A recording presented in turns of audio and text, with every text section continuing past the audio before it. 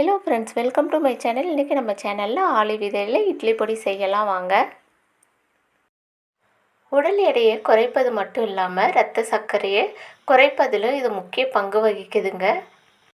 Flax சீட்ஸ்ன்னு சொல்லக்கூடிய இந்த ஆளி விதையில் ஒமேகா 3 நிறைய இருக்குது.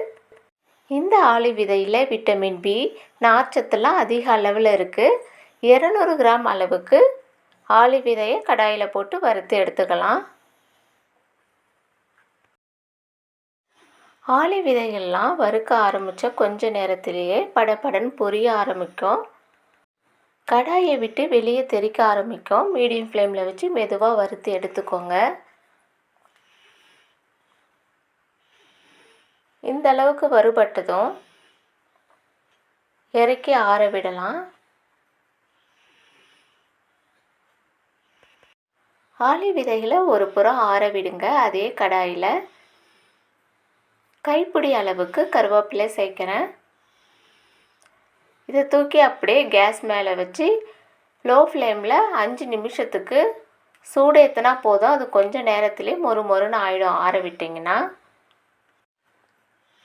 கருவேப்பிலெல்லாம் இந்த அளவுக்கு வறுபட்டதும் அதையும் இது கூடவே சேர்த்து ஆற விடுங்க.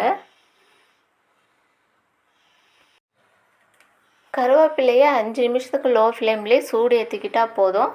ஆறின உடனே அது நல்லா கிறிஸ்பியாக ஆகிடும்.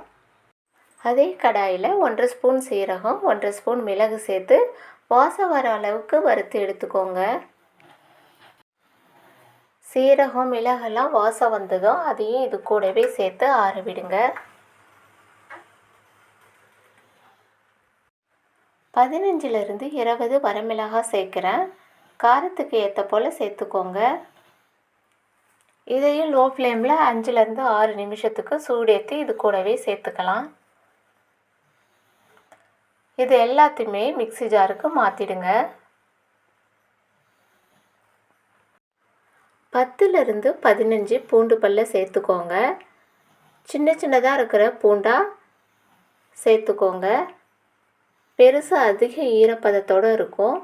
தேவையான அளவு உப்பு, கொஞ்சமாக கட்டி பெருங்காயமும் சேர்க்குறேன்.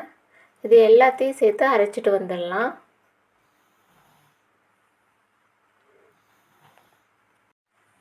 நமக்கு சூப்பராக இப்போ பொடி ரெடி ஆகிடுது. டெய்லி 1 ஸ்பூன் அளவுக்கு ஃப்ளாக்ஸ் சீட்ஸ் சேர்த்துக்கிறது உடம்புக்கு நல்லது. இது மாதிரி பொடியாக இடித்து வச்சுக்கிட்டிங்கன்னா இட்லி, தோசை, சப்பாத்தி, ரைஸ் இது கூட ஏதாவது ஒன்று கூட டெய்லி 1 ஸ்பூன் அளவுக்கு சேர்த்துக்கிட்டிங்கன்னா மூட்டு வலியெல்லாம் வராது. கெட்ட கொழுப்பை கரைச்சி உடல் எடையை குறைக்குங்க. கண்டிப்பாக ட்ரை பண்ணி பாருங்கள். இந்த வீடியோ உங்களுக்கு பிடிச்சிருந்தா ப்ளீஸ் லைக் பண்ணுங்கள், ஷேர் பண்ணுங்கள், சப்ஸ்கிரைப் பண்ணிக்கோங்க. கூடவே பெல் சிம்பிளை கிளிக் பண்ண மறந்துடாதீங்க. தேங்க்யூ.